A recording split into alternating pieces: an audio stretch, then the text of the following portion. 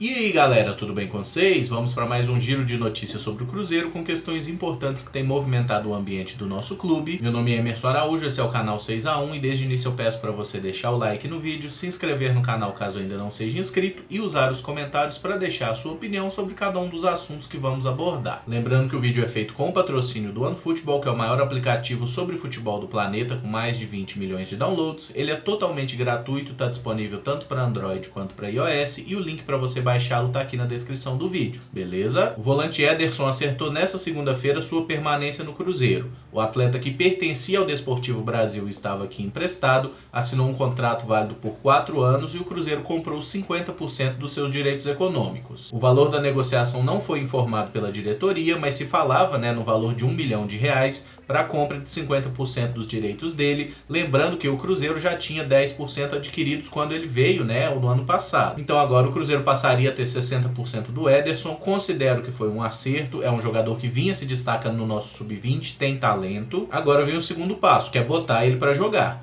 Ontem o Mano Menezes já deu chance para 2 jogadores mais novos, o lateral direito Everton e o meia Maurício. O Ederson, inclusive, fez 5 partidas já pelo profissional do Cruzeiro, mas todas no ano passado. E acredito que agora ele vai receber mais oportunidades, até porque o Lucas Silva saiu e não há aí uma possibilidade, digamos assim, do Cruzeiro contratar mais ninguém. Com o elenco que a gente vai até o fim do ano. Tomara que o Ederson e os demais garotos que tiverem oportunidades com o Mano Menezes consigam jogar bem, como os dois jogaram ontem, fizeram uma partida ok, e assim deem ao treinador a confiança para que use mais a base e que essa aposta no Ederson valha também a pena. Lembrando que o próprio Maurício é um jogador que também está emprestado com opção de compra do próprio Desportivo Brasil, ao lado do Rômulo, volante que está no sub-20. E o Cruzeiro também precisa providenciar logo a compra dessa dupla. Falando no Mano Menezes, ele falou algumas coisas na coletiva que eu gostaria de pontuar e trazer para discussão. Uma delas foi a respeito da exigência que ele faz ao grupo. Ele diz que como o time se desgastou muito na quinta-feira, tanto no aspecto físico quanto no aspecto mental, ele acha que não tinha condição de exigir muita coisa do time contra o Botafogo. Aí o primeiro ponto que eu gostaria de abrir: se os titulares não estão em condição física de jogar, de render o seu melhor, não é mais adequado usar os reservas? Até porque a gente tem um elenco cheio de jogadores caros, renomados, experientes. Não precisa jogar com os mesmos 11. Ele até deu uma certa rodada, 3 jogadores foram diferentes, mas 2 deles por questão de suspensão, que era o Lucas Romero e o Robinho. O único jogador que ficou de fora da relação por opção ou por necessidade física foi o Marquinhos Gabriel. E na boa, se ele botasse um time 100% diferente do que jogou contra o Atlético na quinta-feira, será que o Cruzeiro jogaria pior do que jogou ontem? Nem precisa ser 100%, porque não precisa mudar o goleiro, Podia deixar o Fábio no gol, trocar os 10 jogadores de linha. Será que a gente faria um jogo pior? Eu sinceramente acho que não. Eu entendo que estar na zona de rebaixamento acaba pressionando o treinador a usar os jogadores que em tese são os melhores. Mas mesmo se fossem jogadores tecnicamente muito acima da média, o que não é o caso, eu acho até que o elenco do Cruzeiro é bem coeso. Mas mesmo se a gente tivesse 11 craques no time titular e 11 jogadores medianos no time reserva, um jogador de alto nível sem as condições físicas ideais não vai render tudo que pode,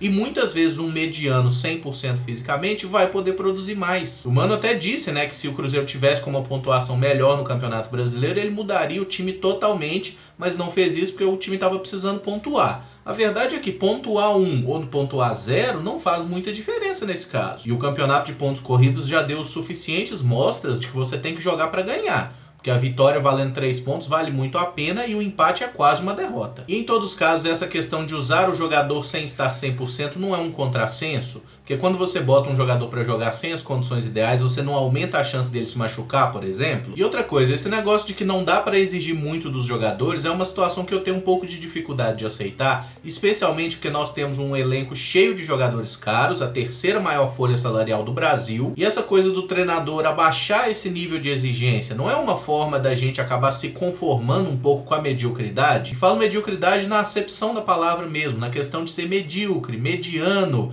essa coisa, a gente não joga tão bem, não joga tão mal. O próprio jogo ontem eu acho que pode ser classificado como um jogo medíocre, porque o Cruzeiro praticamente não atacou, não criou quase nada, o Botafogo também não criou quase nada, e no final das contas foi um jogo que não valia a pena ter sido visto. Esse cenário todo me incomodou um pouco na coletiva do Mano. Eu acho que com os jogadores que a gente tem, precisamos exigir mais. e ele também poderia exigir mais. Se ele entende que os titulares não poderiam entregar um grande jogo, que usasse os reservas e vamos embora. Mas eu gostaria que vocês opinassem sobre essa questão aí. O que vocês acham que seria melhor? Será que a gente perderia ou ficaria num jogo xoxo como aconteceu usando um time reserva? Eu acho que a gente faria um pouco melhor. Outra coisa que o Mano disse na coletiva, essa eu concordo bastante, é a respeito das finalizações. No total do jogo, o Cruzeiro finalizou 7 vezes ao gol do Botafogo, né? Sendo que acertou o gol em apenas uma oportunidade, que foi aquele chute de longe do Sassá logo que ele entrou na partida. A gente precisa melhorar muito no número de arremates, né? Na criação de oportunidades e também na pontaria. Porque nós tivemos algumas chances claras, até aquela com o David que ele fura, a que o Dedé joga por cima,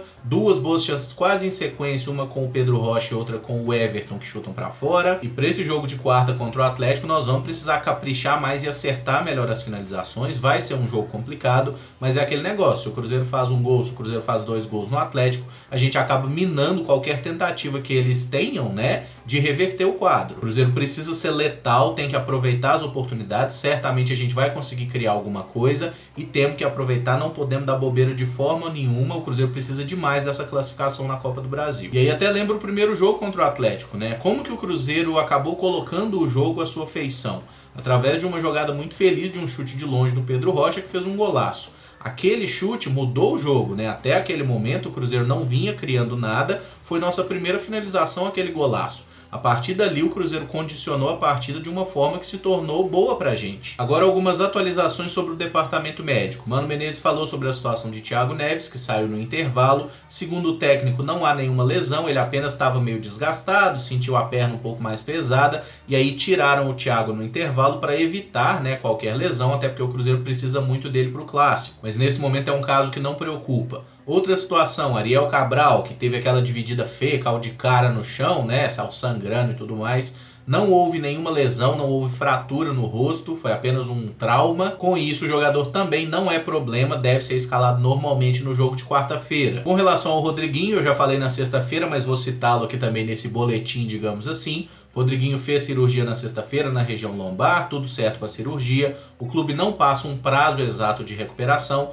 mas extraoficialmente se fala em pelo menos 2 meses fora dos gramados. Então não poderemos contar com o Rodriguinho tão cedo, só mais na reta final da temporada mesmo. E o Orejuela já voltou a trabalhar com o grupo, inclusive ficou no banco nesse jogo contra o Botafogo. Já deve ser opção para a partida contra o Atlético, mas eu acho que não vai ser titular, tá? Eu acho que a gente vai seguir com o Romero na direita mesmo. E o Orejuela deve voltar a jogar no fim de semana, né, até para recuperar ali o ritmo de jogo, e pode ser que o Orejuela recupere a condição de titular para os jogos contra o River Plate. Já o outro lateral direito do elenco, o Edilson, segue no departamento médico em recuperação da lesão na panturrilha e ainda não está disponível para jogo. Inclusive, tem uma conversa aí de que o São Paulo está interessado em um lateral direito, só explicando, não é que o São Paulo está interessado no Edilson. O Cuca pediu ao São Paulo um lateral direito, e aí me veio a ideia. Por que o Cruzeiro não tenta negociar o Edilson com o São Paulo? E falo isso porque a gente tem o Orejuela voltando, né, que eu acho que hoje é uma opção melhor que o Edilson. Tem o Everton, garoto que teve sua primeira oportunidade, foi bem e tudo indica que vai ter mais chance. E tem o Lucas Romero, que hoje é o titular na lateral direita. Se o São Paulo tá precisando de um lateral, eu acho que o Cruzeiro poderia ir lá no São Paulo e falar, e aí?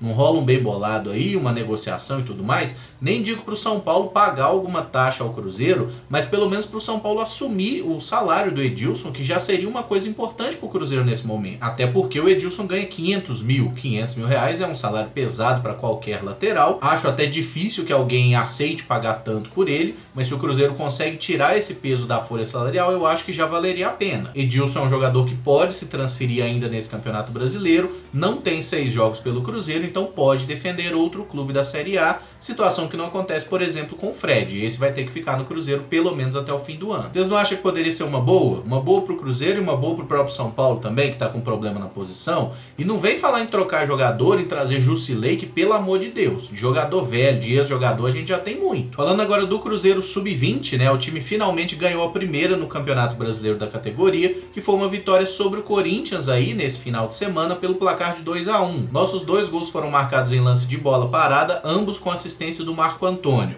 O primeiro foi feito pelo atacante Thiago e o segundo pelo volante Adriano, esse que inclusive já treina algumas vezes com o time principal. Com isso, o Cruzeiro subiu para 11º lugar na tabela após 4 rodadas, e só para explicar o formato da disputa, né, é um turno único, 20 times, então cada um vai jogar 19 vezes. Terminada essa primeira fase, os 8 primeiros se classificam para o mata-mata. O Cruzeiro hoje em 11º está apenas a 1 ponto aí do G8, né, que é o Atlético Paranaense, que fecha ali com 6 pontos. Então foi um primeiro passo, uma primeira vitória. Agora é importante que o time consiga dar uma embalada para classificar e buscar o título, né? Dá para pegar uma vaguinha no G8 e aí vai para mata-mata, tudo pode acontecer. Já o time feminino deu um passo muito importante para a classificação para a primeira divisão do ano que vem. O Cruzeiro jogou no sábado lá em Fortaleza contra o Ceará e venceu por 2-0. Os gols foram marcados já na reta final do segundo tempo, o primeiro pela esquerdinha e o segundo pela Duda. Com isso, no jogo de volta, qualquer vitória, empate ou até derrota por um gol das cabulosas aí dão ao Cruzeiro a classificação para a semifinal e também a garantia de estar na primeira divisão no ano que vem, visto que os 4 melhores times desse Brasileirão da Série A2 estão na primeira divisão em 2020. O jogo de volta é sábado que vem, 4 da tarde lá no Sesc Venda Nova. Tomara que tenha um público legal, né, para empurrar também as meninas, ajudar essa classificação. E para quem não gosta de futebol feminino, eu tenho uma má notícia: a modalidade está pegando, os grandes clubes do futebol europeu já começaram a investir, todo mundo já está abraçando a causa, até porque já existem muitos estudos que provam que sim, o futebol feminino é viável, inclusive do ponto de vista financeiro. O próprio Real Madrid, que diversas oportunidades já tinha rechaçado essa possibilidade de ter time feminino,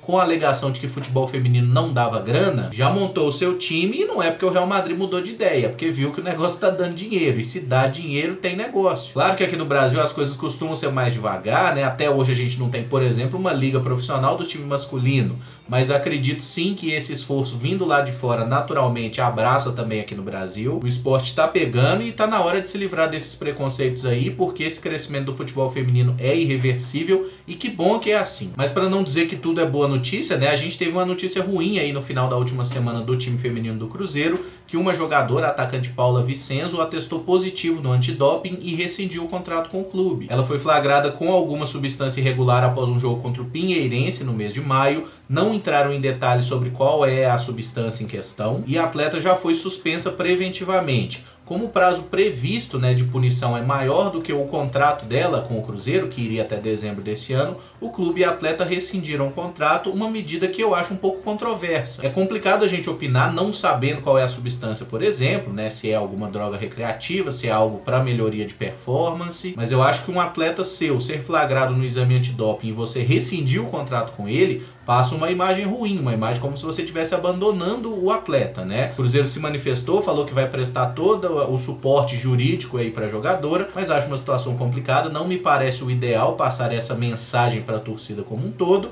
Mas aí, seja o que for, tomara que a Paula consiga se defender das acusações, se for culpada que cumpra a punição, né, e que volte a jogar em alto nível, seja no Cruzeiro ou em outro clube, mas que retome bem sua carreira. Esse vídeo fica por aqui, se gostou deixa o like, se inscreve no canal caso ainda não seja inscrito e usa os comentários para opinar sobre cada um dos temas, e foram vários nesse vídeo. Amanhã já tem pré-jogo de Cruzeiro e Atlético, né, pela Copa do Brasil, porque na quarta-feira, 7h15, já é Cruzeiro e Atlético de novo, o segundo jogo aí dessas quartas de final de Copa do Brasil. Tomara que o Cruzeiro consiga garantir essa vaga na semifinal, mas por agora é isso mesmo. A gente atingiu 90 mil inscritos aí no final dessa última semana, inclusive agradeço muito aos senhores. Se tiver alguma sugestão de top 6 para que eu faça aí comemorativos aos 90 mil, deixa nos comentários também, porque eu tô sem ideia para isso. No mais, muito obrigado por acompanhar, um abraço e até o próximo vídeo. Valeu!